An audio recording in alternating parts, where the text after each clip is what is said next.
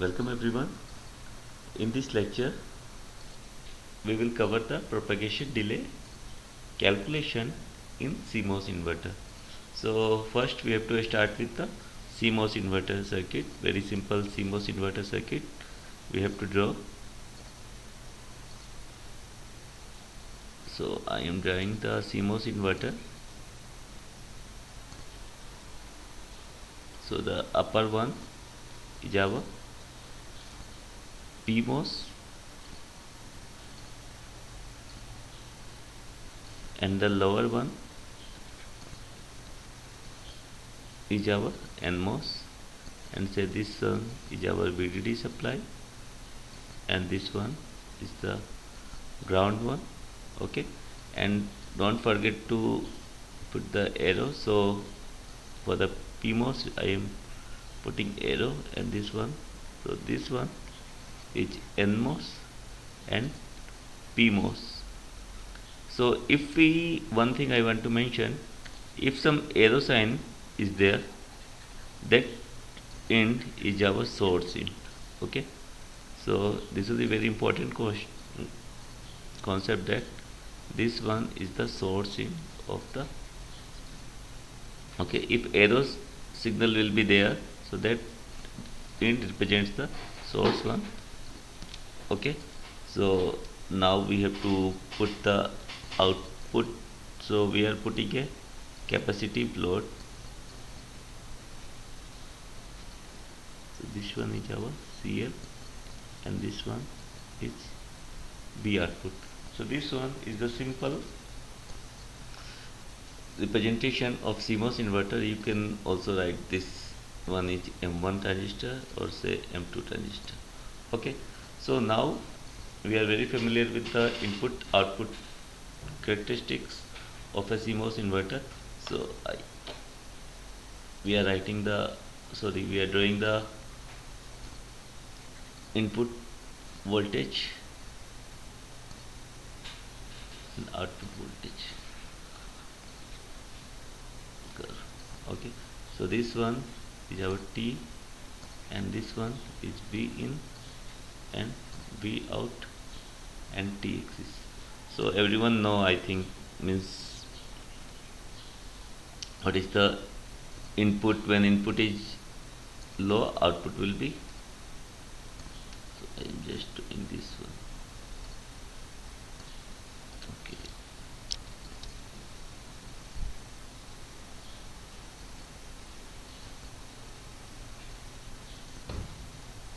for example,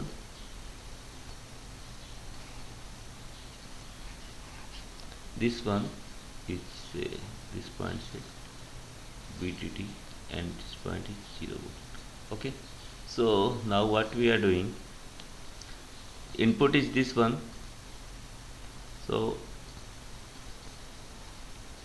and say this point at T equals to 0 plus. Okay, so the output, the corresponding output for a inverter, when the input is low, output is high. So we are making it high. Okay, and after that what happens, it is follow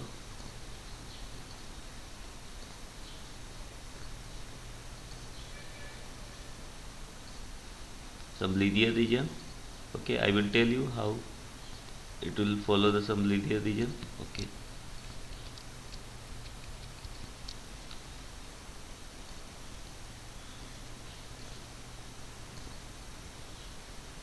then it follows the exponential nature. Means this one, when the input is 0, output is high, and after that it will follow some linear region, and after that it will, okay, so I am just also making this, say this point is our VDD by 2. So okay, so operation, those who don't know the operation, I am just giving the brief. When the input is high or say greater than 0, okay, when the input is greater than 0, M1 on, M2 off. Okay, or we can say when V in is VDD or high, we can say M2 off. So when this one is M2 off, this one makes a channel path and this V output voltage will be 0. Okay, this V output will be 0 for V in D, because this one will forms a channel. Okay, and this ground voltage will be comes here, so it will 0. Now when we are giving low value V in less than 0, M1 off and M2 on, and that capacitor is charged, so V output is nothing but simply VDD. So this one is the other one, M2 on. Okay, but here what we observed, M1 on, M2 off. So this one is a simple CMOS operation. Okay, now what we have to think, when at t equals to t0, okay, what I am saying here, writing at t equals to 0 plus, just t plus, the input voltage V in is our VDD at that point. Okay, this one is our VDD. Okay, so when this V in, or we can say at t equals to 0 plus NMOS become on.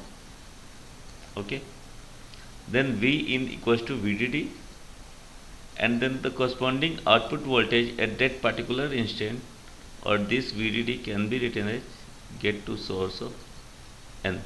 Okay, and we can write the VDSN, or we can write this as a V output at that particular instant is VDD. Okay, again I am repeating that concept. At t equals to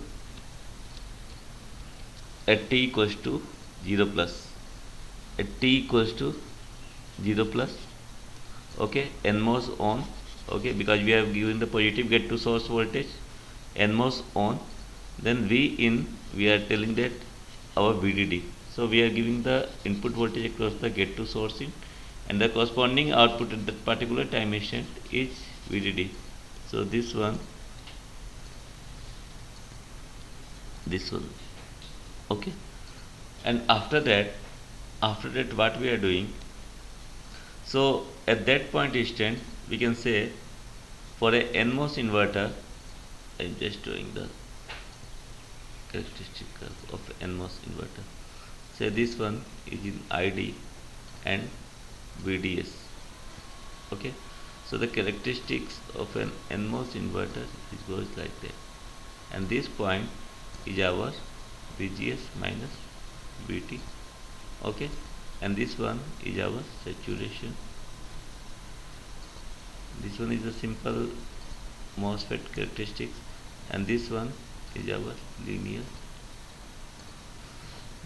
So what happens at t equals to 0, for the saturation region, VDS should be greater than equals to VGS minus VT for this one, for the saturation. Okay, so VDS is nothing but simply we can say V output, or we can write V in minus VT. At t equals to 0 plus, this V output is nothing but simply VDD, so it should be VDD, and V in is also VDD because get to source voltage is our input, minus VT. So this value will be always greater than this one. Okay, so the device or the inverter is in the saturation region.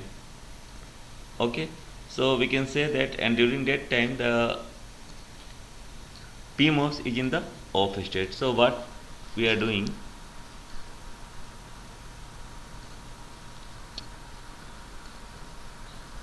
okay, so now for the next we can say, so basically what happens in that case, this one is our input and this one is our NMOS is operating, and this one is the capacitor, say CL, and V output. At t equals 0 plus, very first case, V output is VDD. Now this capacitor will discharge through this NMOS side. Okay. So how it will discharge? So for this case, when this CL is discharged through this one, so this one is start discharging.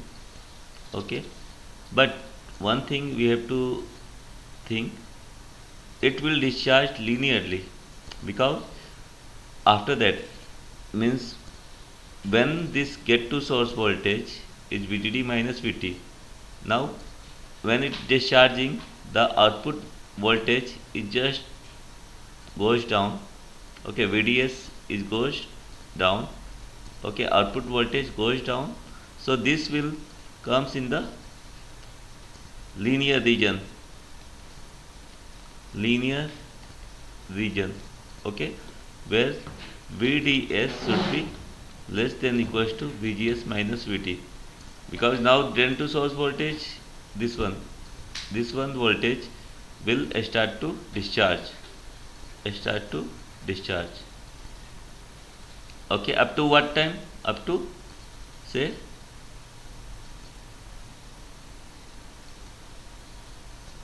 VGS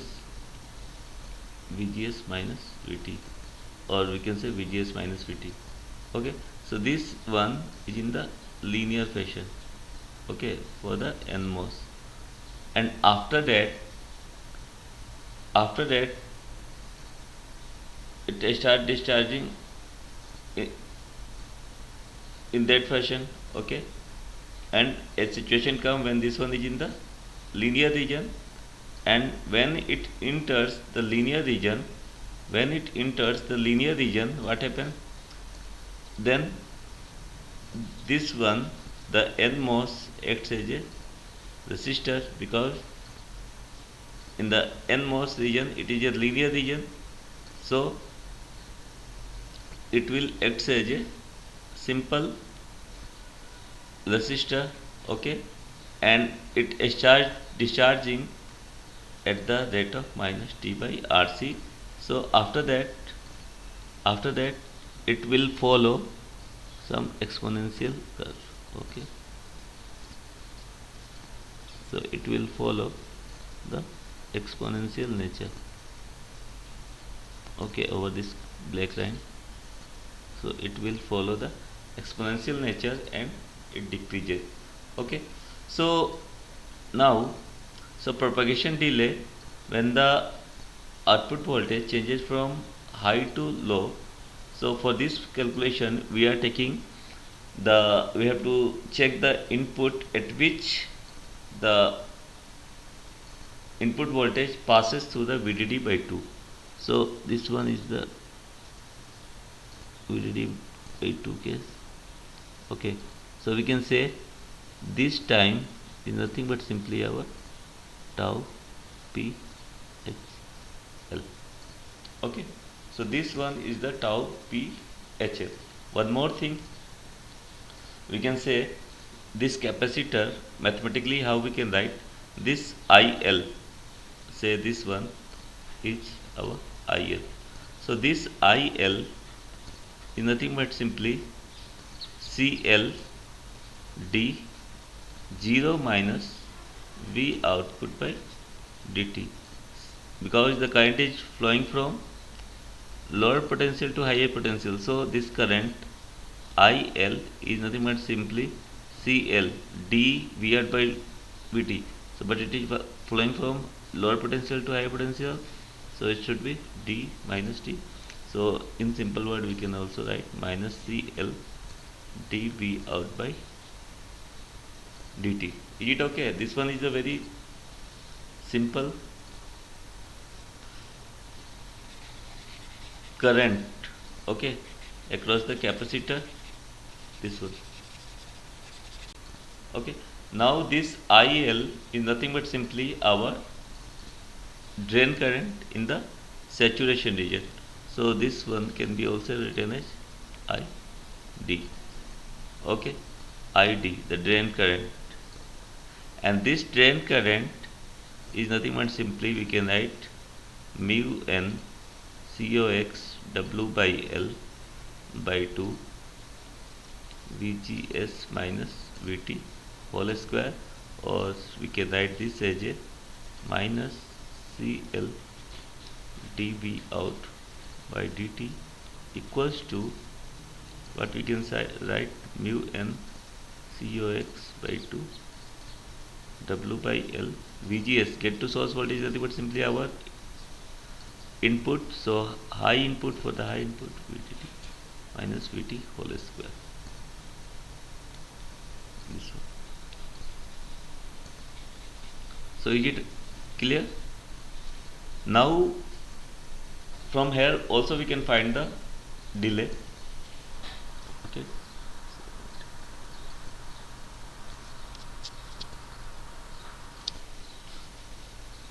So now what I am doing, the tau PHL, the propagation delay from high to low is nothing but simply we can say VDD by 2. Okay, when we are saying that for propagation delay definition, we have to check the time at which the input voltage passes through VDD by 2. So it should be VDD by 2 divided by what? ID by C. Not clear? Okay, I am giving how I am writing this one. So first we start with Q equals to CV. We know the relationship Q equals to CV. Now Q can be written as IT. Q equals to IT CV. So time can be written as CV by I. Now this can be simply written as C. So it should be our CL. Okay, and V. So V for VDD by 2. We are looking for VDD by 2. Okay, so VDD by 2, and it should be ID. So this should be tau PHL, and it is approximately CL VDD by 2 mu n COX W by L into 1 by 2 VDD minus VT whole square. These two cancel, so we can write CL VDD divided by, say I am writing Kn VDD minus VT whole square. This one is a tau PHL. So this one is the propagation delay tau PHL. Okay, this one is the one way. Okay, so for this one you have to think about Q equals to CV, then T equals to CV by I. Okay, a delay formula CV by I. So from here also you can find, and now from this equation, okay, from this equation also you can observe this value. So how we can find? So for here we can write this as a dV out by dt equals to mu n COX by 2 W by L VDD minus VT whole square and divided by CL. Okay, and minus sign. Okay, minus 1 by CL. Now we can write dV out equals to, say, mu n CL 1 by 2 COX W by L VDD minus VT whole square. Now T.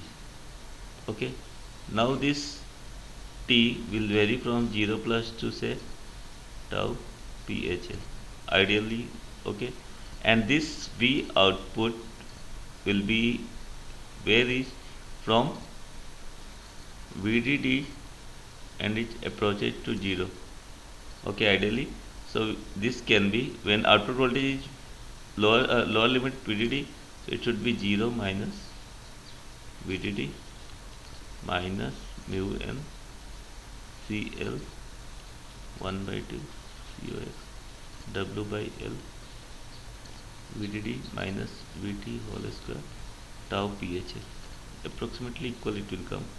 So tau PHL is nothing but simply this minus sign, and minus sign will be cancelled out. So we can say this value will be CL times of VDD. We are multiplying CL VDD, and say this one mu n, say Kn VDD minus VT. Let's put this one is our D. Okay, this one is VDD. So this one again I am writing tau PHL CL VDD by Kn VDD minus VT whole square.